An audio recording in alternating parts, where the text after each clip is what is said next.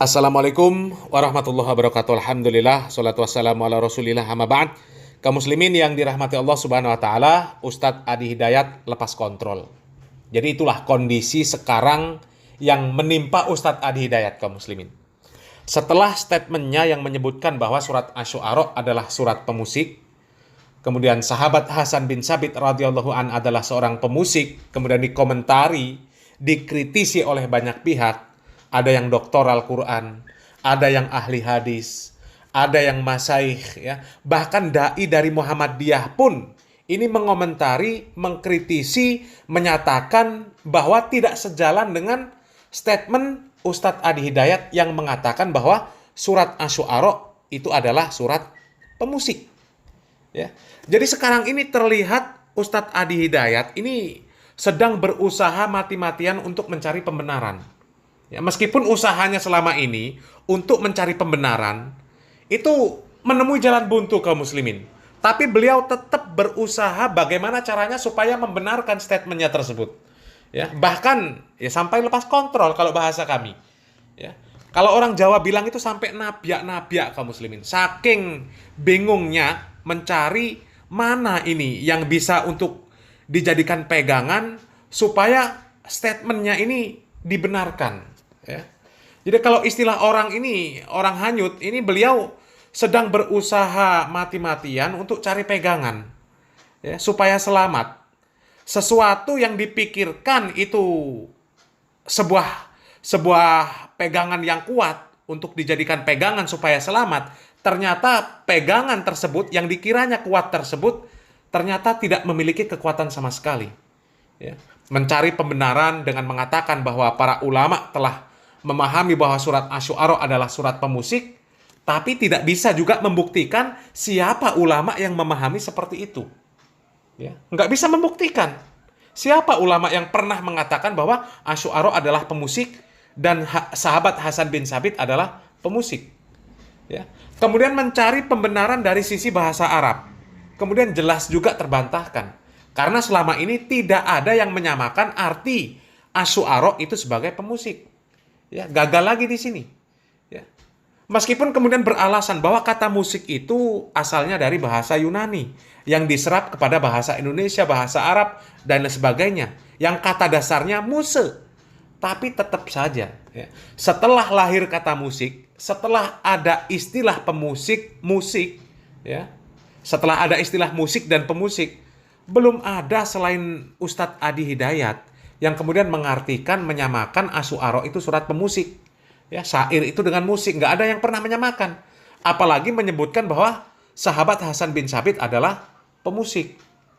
Ya, belum ada selain Ustadz Adi Hidayat. Ya. Kemudian setelah mencari pembenaran dengan perkara tersebut tidak ketemu, akhirnya mulai menyinggung orang yang mengkritik. Ya, katanya, oh itu bukan lulusan agama, hanya sarjana lulusan teknik, ya. Kemudian menuduh bahwa yang mengkritik itu memotong videonya, ya. Ternyata yang mengkritik Ustadz Adi Hidayat pun bukan hanya sarjana lulusan teknik, ya. Bahkan ada masyaikh, dokter ahli hadis, ahli Al-Quran, mengkritik beliau juga, mempertanyakan statement beliau juga, mempertanyakan terjemahan beliau juga, ya. Kemudian ketika merasa belum mampu untuk menemukan pembenaran, ya, mencari lagi. Akhirnya mencatut nama Ustadz Badrussalam yang katanya mengartikan syair dengan musik. Padahal Ustadz Badrussalam menyebutnya itu bukan musik, tapi nyanyian. Ya. Dan perlu dibedakan musik dan nyanyian. Ada kalanya nyanyi tanpa musik dan ada kalanya musik tanpa nyanyi. Jadi nyanyian dan musik itu harus dirinci. Ya, ada perbedaan, tidak sama. Ya. Dan jelas yang dimaksud Ustadz Badrussalam itu adalah nyanyian yang tidak pakai musik. Ya, karena Ustadz Badrussalam sendiri, ya semua orang memahami, beliau mengharamkan musik. Ya. Kemudian mencoba lagi Ustadz Adi Hidayat mengaburkan permasalahan, mengalihkan konteks permasalahan ke hukum musik. Ternyata buntu juga. Yang dikritik orang itu bukan masalah hukum musik yang dipermasalahkan. Yang dipermasalahkan itu adalah dari mana sebutan surat Asy-Syu'ara itu artinya surat pemusik. Kemudian dari mana sebutan sahabat Hasan bin Sabit itu pemusik, ya. Itu yang menjadi pertanyaan orang. Ya, ternyata nggak lolos juga untuk cari pembenaran. Ya, kemudian berusaha berhujah, berdalil dengan dalil yang dikutip dari kitabnya orang Syiah. Ya. Kemudian dikritik juga. Dikritik karena mengambil dari orang-orang Syiah, ya.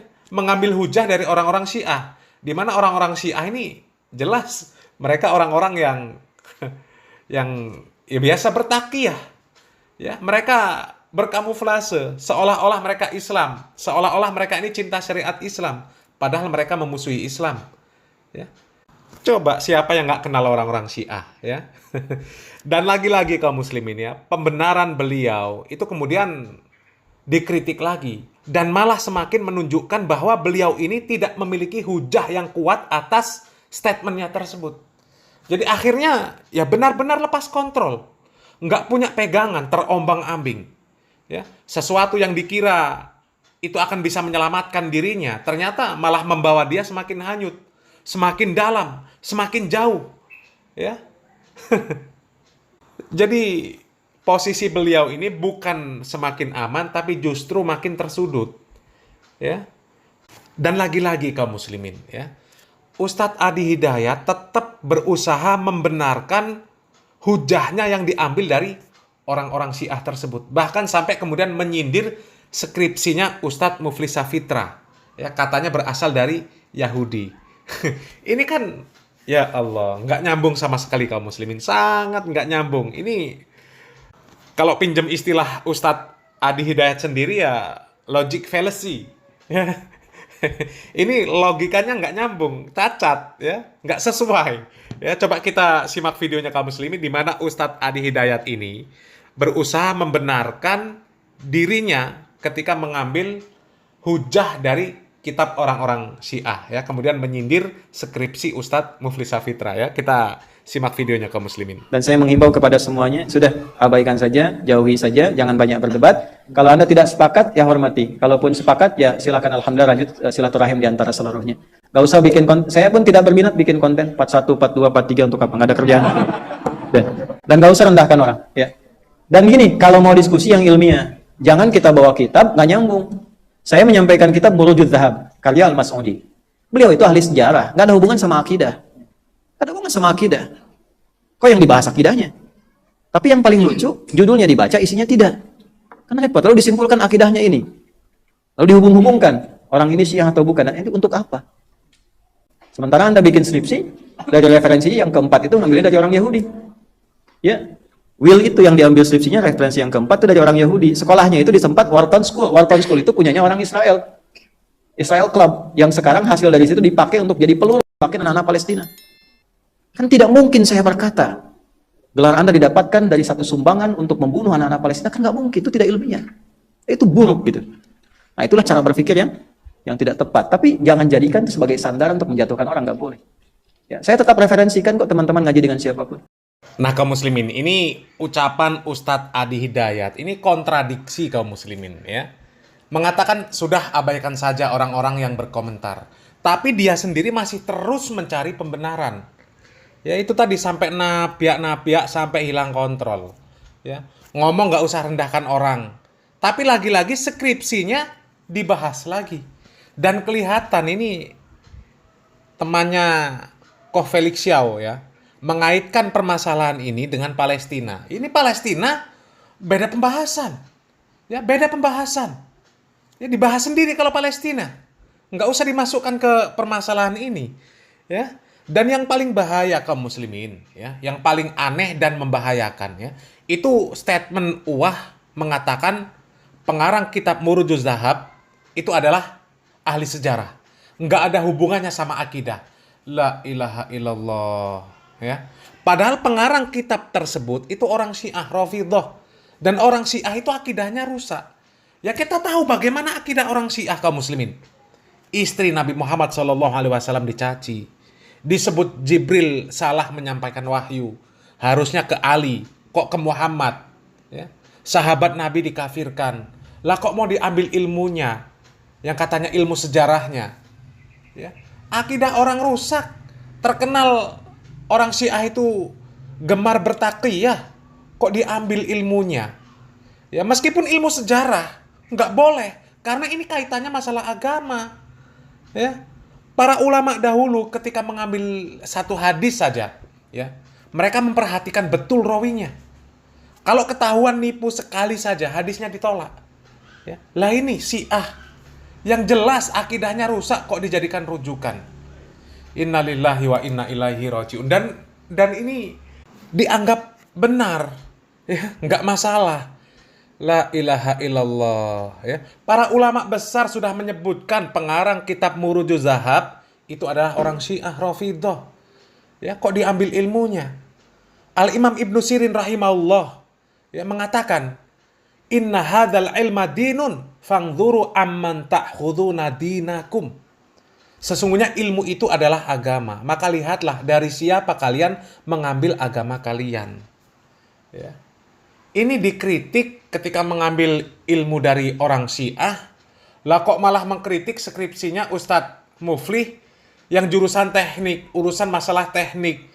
Ya, kalau urusan teknik, urusan duniawi, urusan ilmu duniawi, ya, nggak ada masalah belajar sama siapapun, nggak ada masalah. Ya, belajar elektronik, belajar ilmu kedokteran, ya, belajar otomotif, belajar teknik, ya, nggak ada masalah belajar sama orang kafir, nggak ada masalah. Nggak ada ulama yang melarang untuk belajar ilmu duniawi terhadap orang kafir, nggak ada. Tapi kalau belajar agama, seperti kata Al-Imam Muhammad bin Sirin rahimahullah, ya, beliau mengatakan itu tadi, inna hadzal ilma dinun fangzuru amman ta'khuduna dinakum.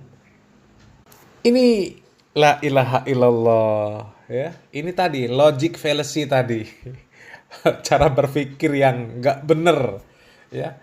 Sekali lagi, kalau ilmu dunia kita belajar dengan orang kafir nggak ada masalah. Nggak ada masalah. Dan sekali lagi juga, ya, ini tidak ada hubungan sama Palestina.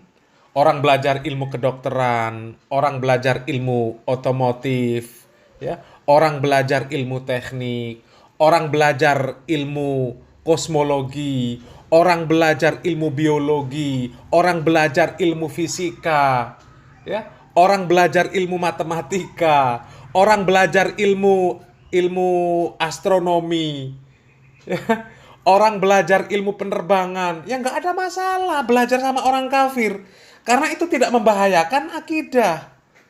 Ya, tidak membahayakan akidah, tidak membahayakan ibadah. Itu belajar ilmiah. Ya. Istilahnya itu belajar ilmu falak lah, ilmu pasti. 2 tambah 2, 4. Ya, kita belajar sama orang kafir nggak ada masalah. Apa bahayanya dengan akidah 2 tambah 2, 4? Ya.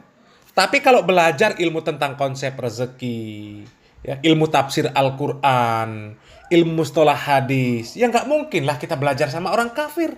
Nggak mungkin kita belajar dengan orang-orang yang akidahnya rusak. Inilah ilaha illallah. Ya, sangat terlihat ini bener-bener Ustadz Adi Hidayat ini lepas kontrol, nabiak-nabiak pokoknya, ya. Pokoknya mencari cara bagaimana supaya statementnya ini bener. Surat Asy-Syu'ara, surat pemusik, sahabat Hasan bin Sabit adalah pemusik. Ya, innalillahi wa inna ilaihi rajiun, ya. Ini kalau saran kami ya sudahlah, ya. Kalau memang tidak ada ulama yang mengatakan seperti itu, ya, tidak ada hujah untuk membenarkan statement tersebut, ya cabut saja statementnya. Selesai. Aman. Ya nggak usah gengsi. Umat ini nggak butuh gengsi. Ya. Kalau ini nantinya ternyata salah, ya, karena para ulama tidak ada yang mengatakan seperti itu, dan ternyata nanti di hadapan Allah Subhanahu wa taala ini salah, ini tanggung jawabnya besar. Berapa banyak jamaah yang ikut tersesat dengan pemikiran yang seperti itu? Ya, tanggung jawabnya besar. Alangkah lebih baiknya rujuk kepada pemahaman para ulama yang telah berlalu. Yang mereka tidak pernah mengatakan bahwa surat Asy-Syu'ara surat pemusik, tidak pernah mengatakan sahabat Hasan bin Sabit adalah seorang pemusik, ya. Insya Allah yang seperti itu lebih aman dan insya Allah lebih baik akibatnya. Karena yang seperti itu apabila kita kembali kepada rujukan yang benar, kepada penafsiran para ulama, ya, maka insya Allah itu keluar dari perselisihan yang seperti ini kaum muslimin, ya. Mudah-mudahan bermanfaat. Barakallahu fikum. Wassalamualaikum warahmatullahi wabarakatuh.